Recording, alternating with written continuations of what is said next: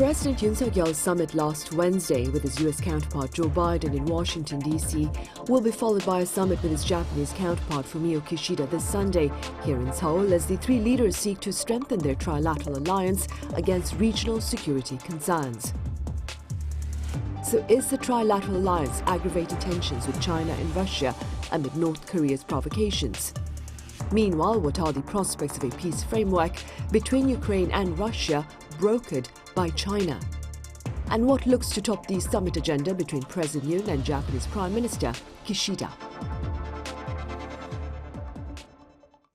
Welcome to Issues and Insiders. Today we shed light on the lingering divide between South Korea, the U.S. as well as Japan, and North Korea, Russia as well as China over a range of geopolitical issues. For this, I have Professor Choi Hyun Jin from Kyung Hee University here in the studio. Professor Choi, it's a pleasure. Good afternoon, Sunny. I also have Kwon Soa with us. Soa, it's good to see you again. Hello, Sunny. Right, so let's start with you then. Let's begin with the messages shared by Presidents Yoon and Joe Biden during their summit with regard to China and Russia, respectively. Sure. So let me refer to the joint statement that Presidents Yoon and President Joe Biden announced following their summit. So starting with the message at Russia, South Korea and the U.S. condemned Russia's war against Ukraine and especially did so in the strongest possible terms when it comes to Moscow's attacks against civilians and important infrastructure. They also stated that both Seoul and Washington have responded firmly to Russia's clear violations against international law by supporting sanctions and export control measures. The two allies also stressed they stand with Ukraine in its defense for its sovereignty and territorial integrity and vowed for continuous support in various ways. Now, in respect to China, publicly, there was no direct mentioning of the country.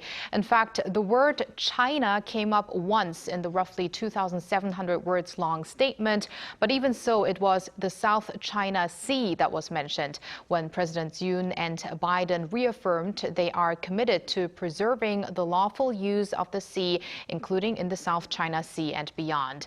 But what we and other media assumed, I have to say what I assumed just last week to have been a message to China was in the part where the South Korean and U.S. leaders renewed the importance of preserving peace and stability in the Taiwan Strait, where they went on to say they strongly oppose any unilateral attempts to change the status quo in the Indo-Pacific, including through unlawful maritime claims, the militarization of reclaimed features, and coercive activities. And experts have assessed that the latest statement demonstrates a stronger support by the South Korean president for the U.S. on the matter.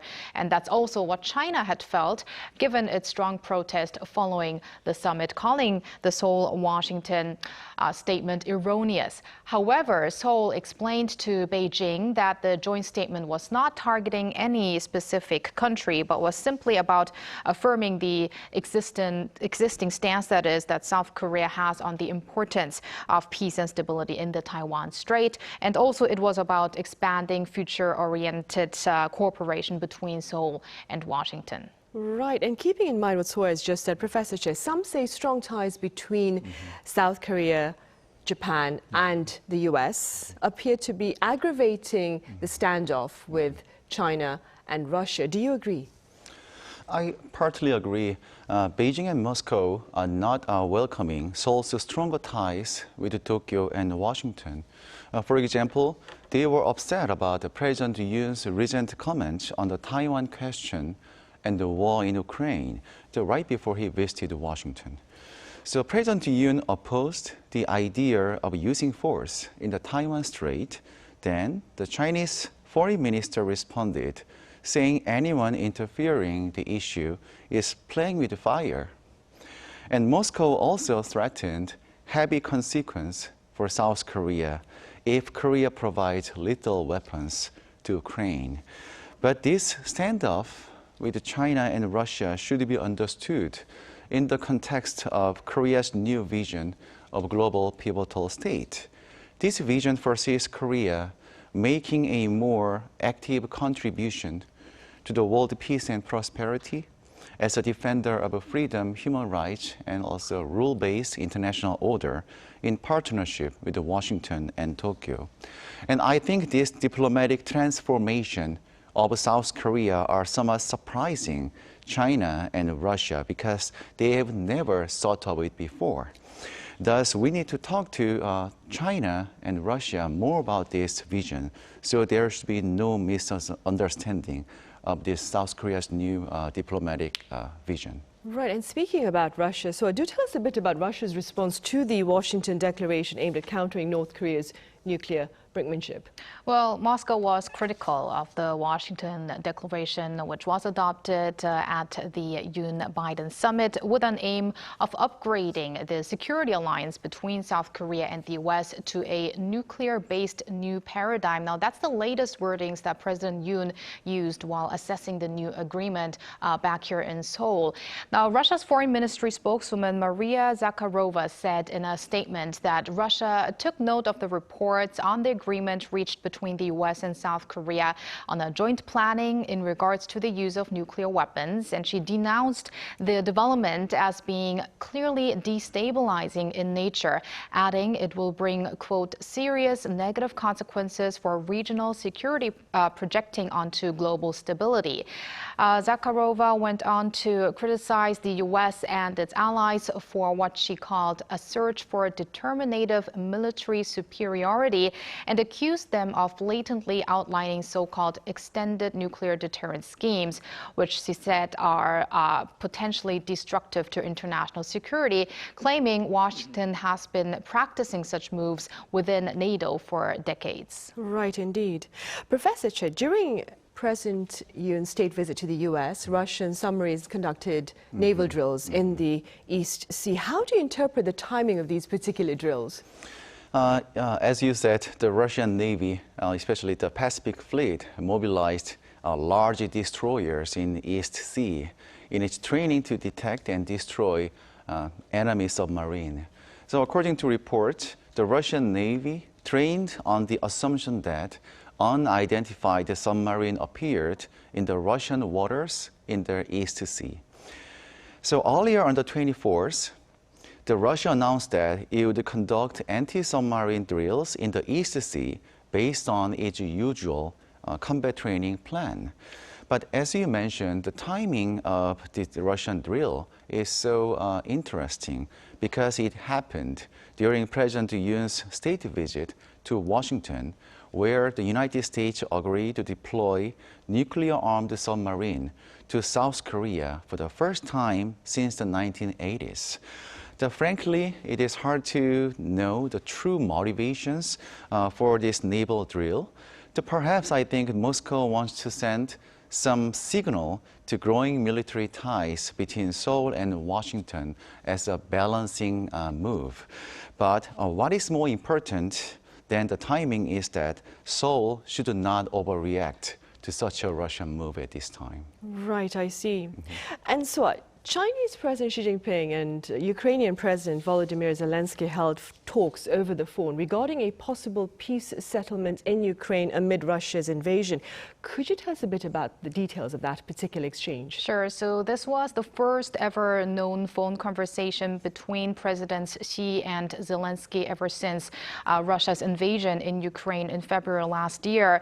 And the gist of the almost an hour-long talk seems to be that China is reaching out to Ukraine to seek a role as a neutral peace broker.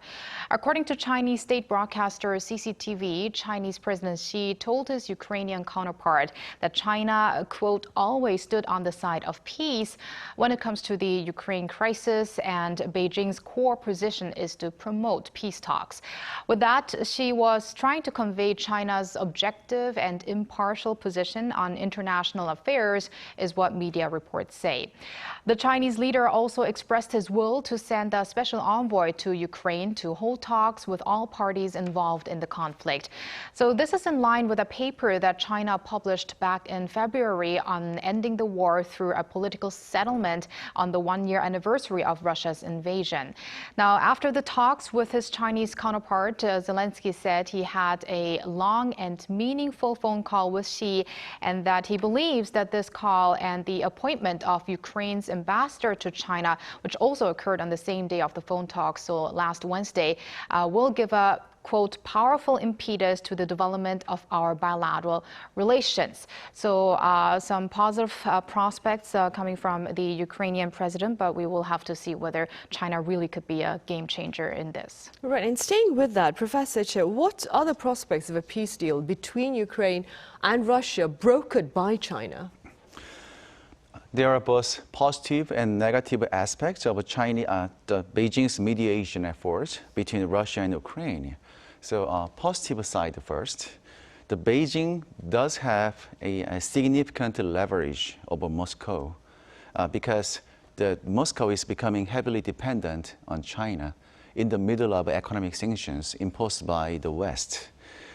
So China's trade with Russia hit a record high level of $190 billion in 2022.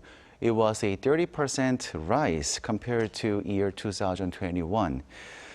But the question is whether Xi Jinping is willing to use this strong leverage to force Putin to make some concessions on the negotiation table with Zelensky. And the second one is the negative side. Xi Jinping is too close to Putin and very supportive of Russia in the past. And we all know that Russia and China has a very friendly relationship. So therefore, it would be very hard for Zelensky to accept what Xi Jinping may suggest to him. And after all, the question is whether Xi is willing and able to play neutral broker between all warring parties. And I guess this is not an easy task. I see. And beyond that, Professor Choi, what would you say are the implications of China's growing presence on the global stage on South Korea? I agree that we will encounter a greater Chinese presence and also influence, especially in East Asia. So for example, as I said earlier, Russia has been separated from the West due to Ukraine war, and therefore Russia has become dependent on China. And also North Korea has no choice but to stay closer to China. And as a result, the solidarity of the Northern Triangle, including North Korea, China, and Russia, reappeared on the Korean Peninsula. And also South Korea is likely to work with the United States and Japan to establish a new Southern Triangle relationship. However, the Korea needs to strengthen strategic relations with each ally, but also manage relations with the neighboring China in a friendly manner, because Korea-China relations currently have huge economic and security implications for Korea. So what South Korea can do at this point is to further strengthen its strategic alliance with the United States and continue to send positive and friendly signals to China that Korea can play a constructive role in resolving conflict and coordination in the current U.S.-China competition. And secondly, it is necessary to explain to China that the Korean vision of global pivotal state is an inclusive strategy that does not exclude or target any specific countries. Right. That, of course, would be one way of balancing the ties between its security ties with the U.S. and its economic ties with China, of course. So, contrary to speculations, that is, ahead of the Yoon-Biden summit, the presidential office here says potential military aid to Ukraine by South Korea was not addressed. Could you tell us a bit about that? Right. Seoul's presidential office said there was no mentioning of military support to Ukraine at the bilateral summit, adding that South Korea maintains its official policy of not providing any lethal weapons to Ukraine. However, rumors on the possibility of more than humanitarian and economic aid from South Korea didn't appear out of nowhere. President Yoon himself had hinted that there could be more options during an interview ahead of the summit, also a Q&A session after a lecture at Harvard Kennedy School during his visit to the U.S., and also weeks ago during another interview. And those comments were to quite an extent cited in foreign media as well. And the Ukrainian ambassador just last month had also welcomed Seoul's gesture of possibly providing arms to Ukraine. Whether that could realize in the future or not, we can not say as of now, but as the presidential office brushed off that this was a topic mentioned at the Yoon-Biden summit, it's not likely to happen in the near future. However, if we draw our attention back to the summit statement, I earlier purposely did not read out the detailed part on Presidents Yoon and Biden referring to their assistance to Ukraine. It says they continue to support Ukraine through the vital provision of political, security, humanitarian and economic assistance. So the security part in the joint statement may also be hinting towards possibly aid beyond humanitarian or economic support. Although it also could be within the frame of non-lethal military aid, so that we cannot say for sure. Right, I see. And Professor Choi, then, what do you believe would be perhaps the broader ripple effects of military aid to Ukraine by South Korea? This is a very tough question. It is. Let me talk about just possible worst-case scenario. This worst-case scenario is a Russian supply of weapons to North Korea. And in fact, the former Russian president, Dmitry Medvedev, issued a threatening statement on April 19th, warning that Russia may supply weapons to Pyongyang if South Korea decides to supply weapons to Ukraine. So this statement came in response to President Yoon Suk-yeol's recent announcement that South Korea may extend its support to Ukraine beyond the humanitarian and economic aid. So this is the most likely ripple effect of a military aid to Ukraine by South Korea, but I hope this scenario is not realized. Right, I'm sure many hope the same. Meanwhile, so what has been the response in neighboring Japan with regard to the Yoon-Biden summit? Well, Japanese media emphasized the trilateral cooperation between Seoul, Washington, and Tokyo that the two leaders mentioned in their joint statement, highlighting it as an important cooperation. And as part of that, they also underlined President Biden's welcoming of President Yoon's bold steps towards improving Seoul-Tokyo ties. And that was an apparent reference to President Yoon's recent efforts in trying to kind of alleviate historical tensions between South Korea and Japan when he was in Japan for a summit just recently, meeting with his Japanese counterpart, Prime Minister Fumio Kishida. And conservative media outlets in particular praised Presidents Yoon and Biden's forge on a tougher nuclear umbrella against North Korea. So speaking about the Washington Declaration, saying that the two allies have reaffirmed their trust towards each other when it comes to responding against North Korea's threats, so on the security level. And the Sankei Shimbun even suggested their own leader, Prime Minister Kishida, could learn from Yoon's actions. Now, the liberal Mainichi Shimbun, meanwhile, expressed some doubts on how much of a tangible, strengthened, extended deterrence the recent agreements under the Washington Declaration could actually bring, saying it might be not much more than an expression of will. And it also mentioned the possibility of increased provocations from North Korea, as we also heard Biden having a message towards North Korea's regime in the latest joint statement. Right, indeed. Professor Choi, Japanese Prime Minister Fumio Kishida, as Soa mentioned, will be here in Seoul this coming Sunday for summit talks with President Yoon Suk-yeol. That being said, what do you suppose looks to top the agenda during the summit talks between the two leaders? I expect responding to the North Korean issue and also cooperation in the security and economic sectors will be the main agenda of this upcoming summit. And I also expect that the implementation of the first labor solution announced by the Korean government last month will be discussed. Especially both leaders will accelerate security cooperation by exchanging opinions on the situation in North Korea, which is now planning to launch a military reconnaissance satellite. And also, lastly, and more importantly, there will be much attention on whether Prime Minister Kishida will make a direct apology to the victims of Japan's first labor mobilization when he visits Seoul. So there is some domestic criticism in South Korea that there is no clear apology from Japan. So the key is how the Prime Minister will mention it during this summit. Right, and that would be the task for the Japanese side. That being said, then, Professor Choi, what are some tasks that remain ahead for the Yoon administration following its summit with the Biden administration and its upcoming summit with the Kishida administration? The greatest achievement of this Korea-U.S. summit is the Washington Declaration, I think. And in this declaration, the United States has formed a consultative body with South Korea for nuclear deterrence for the first time in history.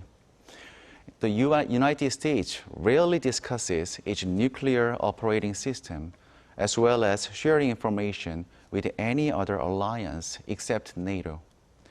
So moreover, the Washington Declaration stated that the United States strategic assets, including the strategic nuclear submarines, would deploy on the Korean Peninsula on a regular basis. And any nuclear attacks against South Korea would face immediate and decisive response. And therefore, I believe that the Washington Declaration opened a new horizon for the Korea-U.S. alliance. And based on this, we should further demonstrate the Korea's security interests and diplomatic capabilities in the future. I hope the Yoon administration will make good use of this right to speak and share nuclear information with Washington for the safety of our people. Right, probably transparent cooperation with its allies then. Yeah. All right, Professor Choi, thank you so much for your time and your thoughts today. And so as always, thank you very much for your insights. My pleasure. Right, well, on that note, we end this edition of Issues and Insiders. Thank you for watching. See you same time tomorrow, that is Thursday.